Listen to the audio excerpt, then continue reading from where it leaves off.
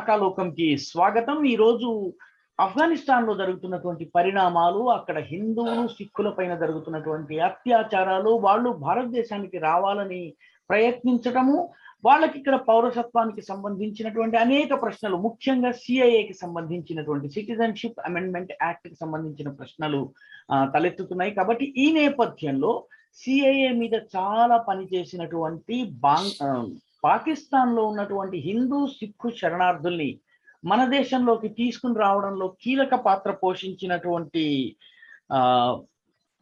తీసుకొచ్చి వాళ్లను పునరావాసం కల్పించే విషయంలో ప్రయత్నం చేస్తున్నటువంటి నిమిత్తేకం అనే సంస్థ, ముఖ్యంగా జైపూర్ దాని చుట్టుపక్కల సరిహద్దు ప్రాంతాల్లో రాజస్థాన్ లో బాగా పనిచేస్తుంది ఈ సంస్థ.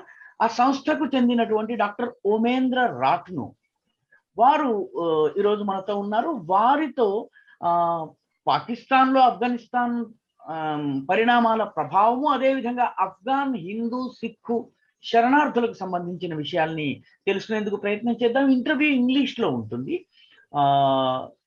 మనము వారితో మాట్లాడి విషయాలు తెలుసుకునేటువంటి ప్రయత్నం చేద్దాం. నమస్కార్ రాట్నుజీ, వెల్కమ్ టు రాకా లోకం. This is my show and I'm very happy to be with you and very happy asking questions about the plight of the Hindu community and Sikh community in Pakistan as well as Afghanistan, sir. Thank you so much for having me, Sudhakar. Namaskar ji. Sir, what is the situation in Afghanistan, sir? Do you have any contacts there, and do you have any information about the conditions that the Sikhs and Hindus in Afghanistan are going at the present? No, we do not have a direct communication with Afghani. We do not have a direct communication with Afghan Hindus and Sardars. Our communication is mainly restricted to Hindus and Sardars of Sindh and Punjab in Pakistan, at a few pockets in Balochistan. But most of these Hindus and Sikhs in Pakistan have relatives in Afghanistan. Anyway, not much has been left. There are about total number of 1,000 Hindus and Sikh put together, which about 40 years ago used to be good 7,700,000 community. So they've all been exterminated, finished. The end game is being played in Afghanistan.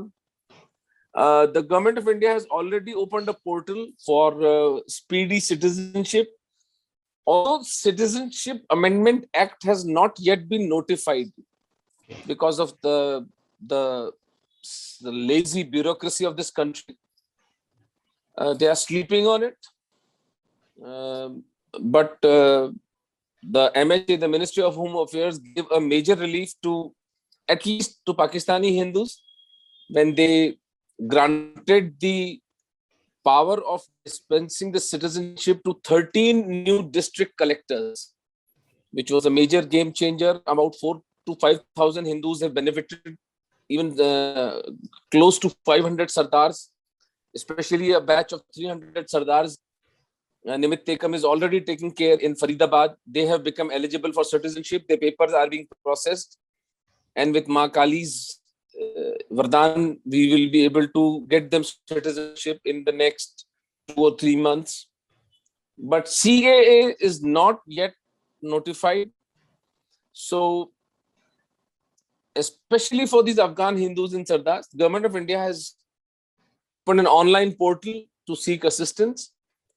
But in a situation where Indian government had to put all its might to take out its embassy people, the United States is struggling to take out its people. I really do not know how effective it will be for us to take out our Hindus and Sardars trapped in Afghanistan.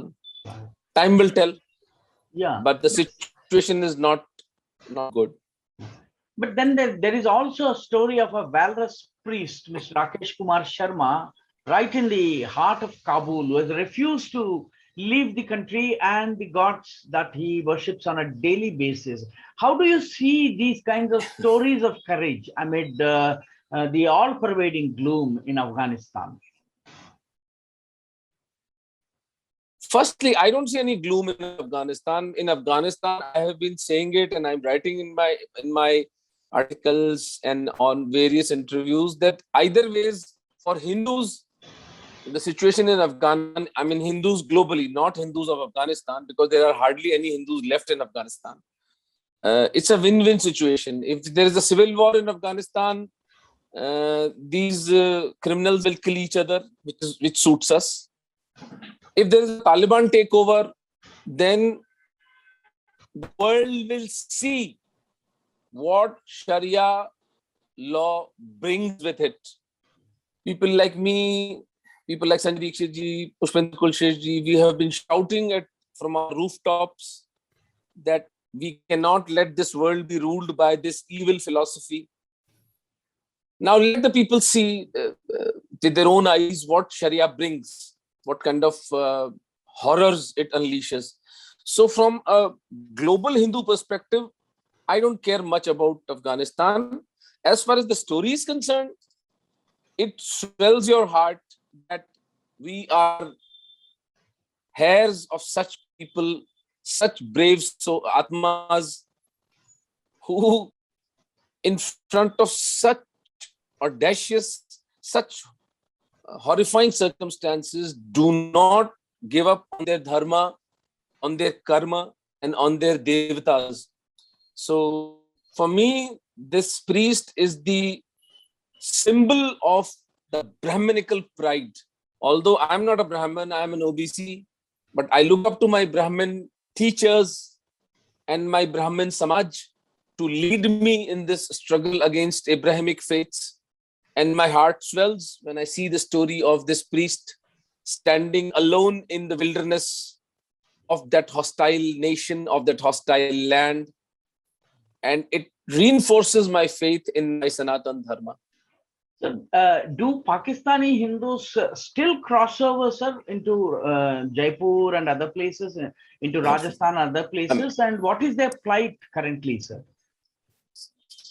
Or will there be some kind of effect of the Afghan trauma on the Hindus here in Pakistan? There will be a huge impact, Sudhakar bhai, because the Afghan Pashtun people's migration into Pakistan is going to create a pressure on the economy of Pakistan, which is already on the brink of collapse. And the biggest sufferers will be Hindus and Sardars, because they are the lowest in this pyramid.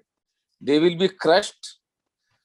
Already one video per day is coming out on Twitter and in social media by Pakistani Hindus and Pakistani Sardars and Pakistani Christians, and the horrors they are facing with their daughters being lifted up.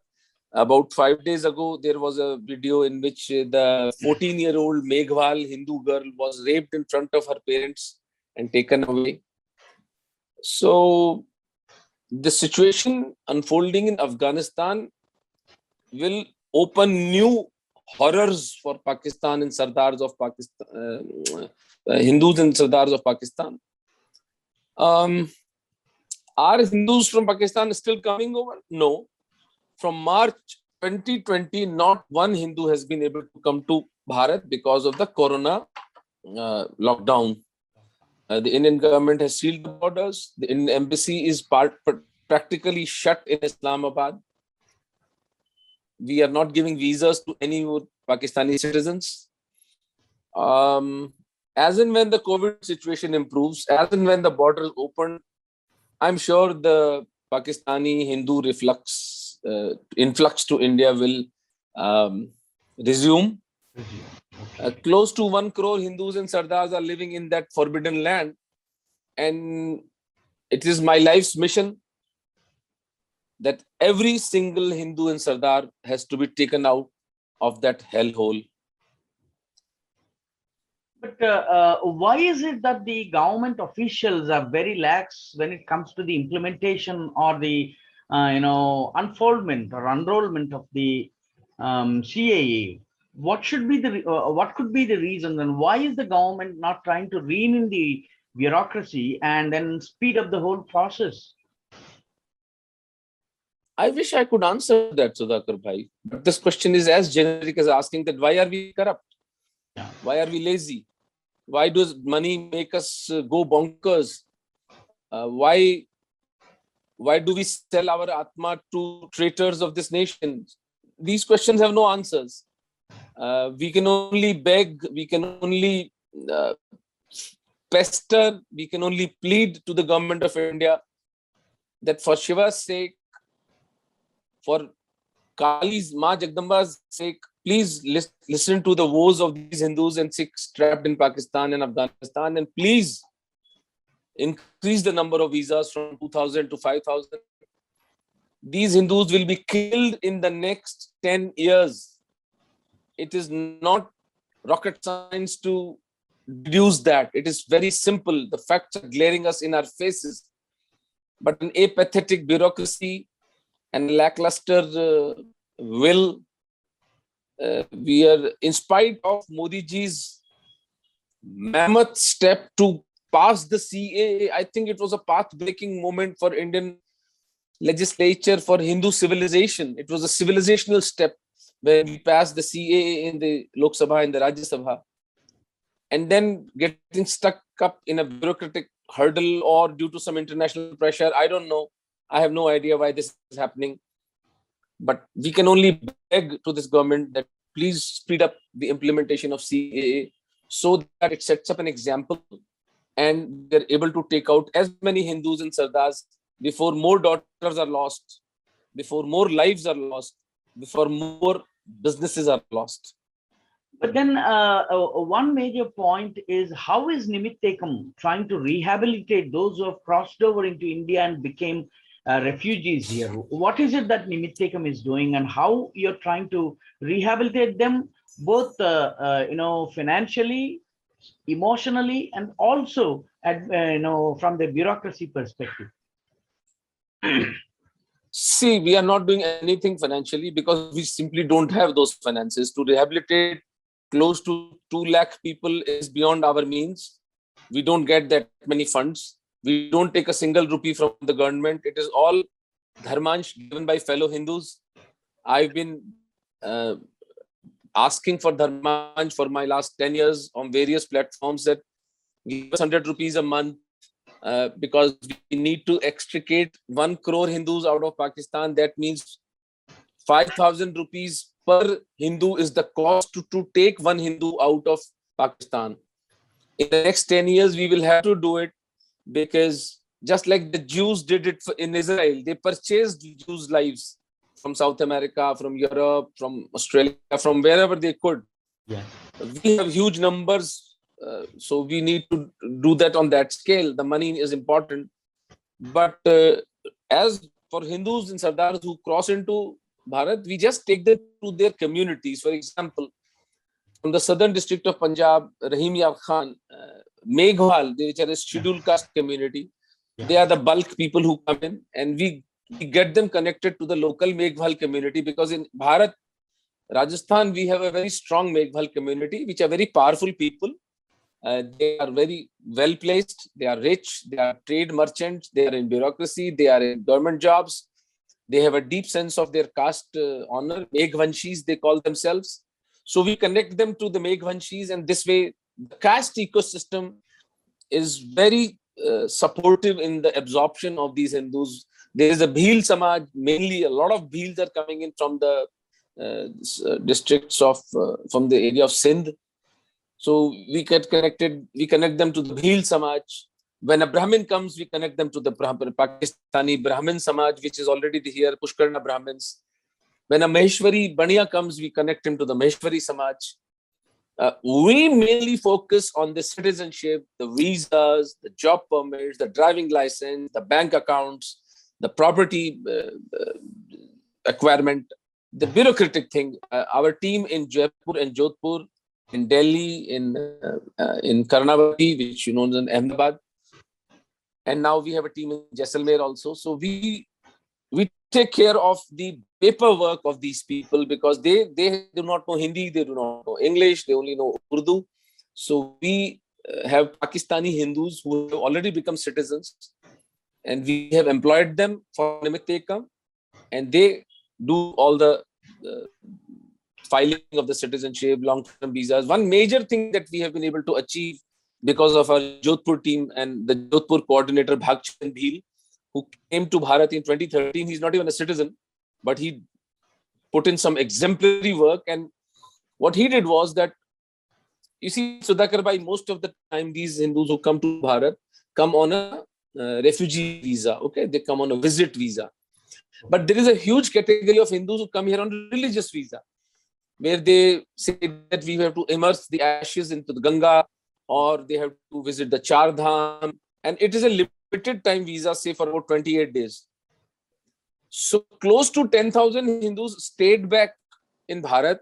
They said, you can kill us, you can put us in jail, we're not going back to Pakistan. They were not here on visit visa, they were here on religious visa. Religious visa. So what Nimit Ekam has achieved is that we have gone to the MHA and somehow convinced the officials, which the previous Home Minister Rajnath Singh ji considered it very compassionately, and he gave us the order that even the religious visa overstaying Hindus will not be illegal Hindus. They will also be granted the status of refugees. So that is one major achievement we have been able to have in the past 1 year or so.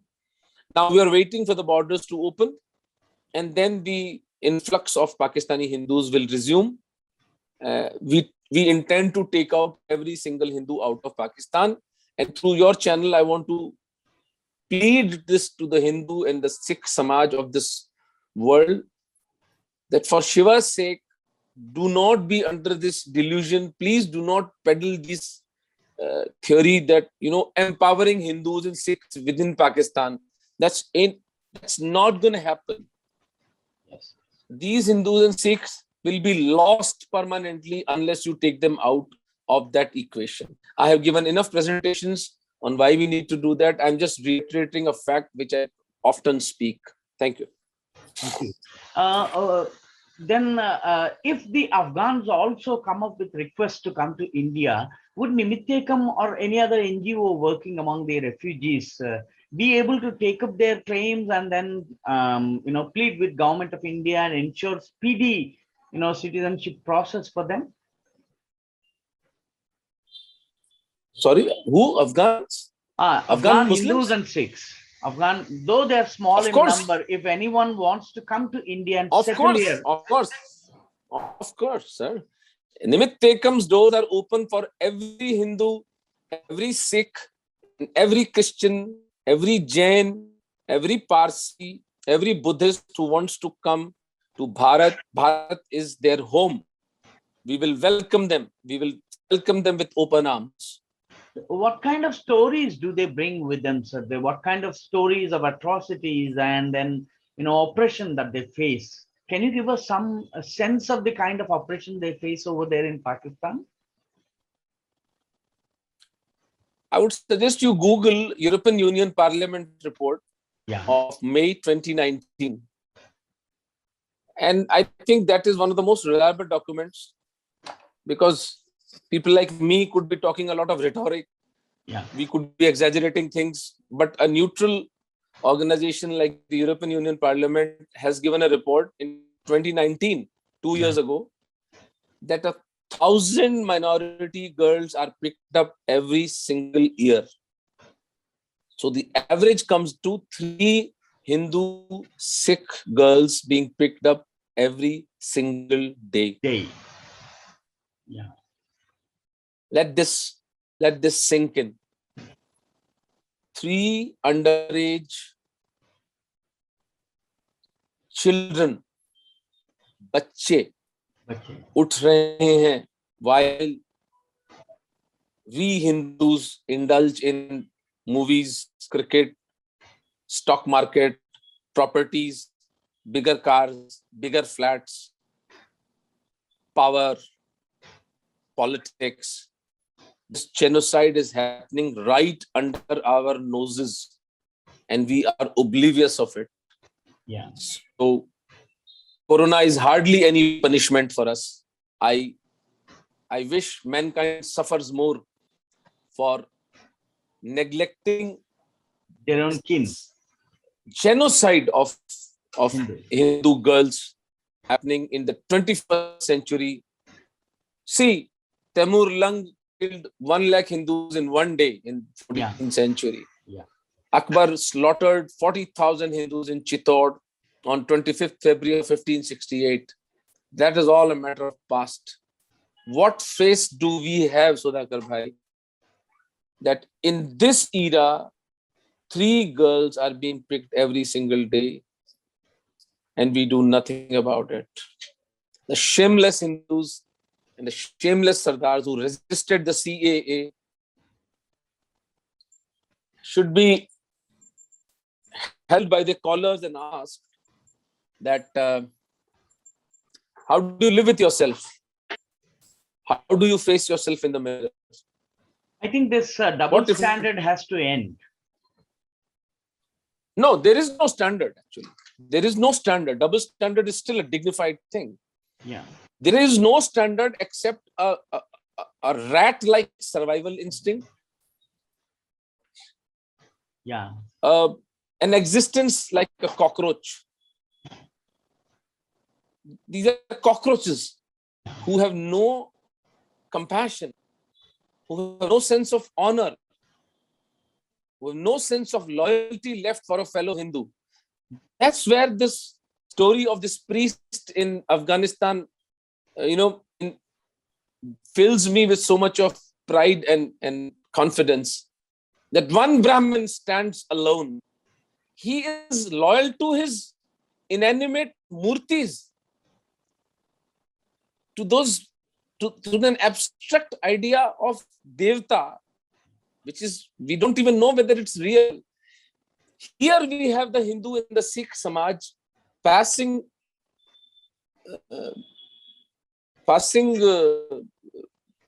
orders against the CAA, distributing biryanis in Shaheen Bagh to Muslims, who they are the ones whom I think that they have mortgaged their sense of honor and loyalty, and that's why I call them cockroaches. They are not human beings. They're just existing like insects. I hope realization dawns on them and they too join the national mainstream in protecting and preserving the traditions of the Hindu refugees from Pakistan, their lives, their honor, their way of living and their belief systems. Thank you very much, Omendra Ratnu ji, for the wonderful work that you're doing among the Hindu refugees and Sikh refugees from across the border in Pakistan. I hope you also extend your activities, if possible, to the hapless Hindus and Sikhs in Afghanistan too.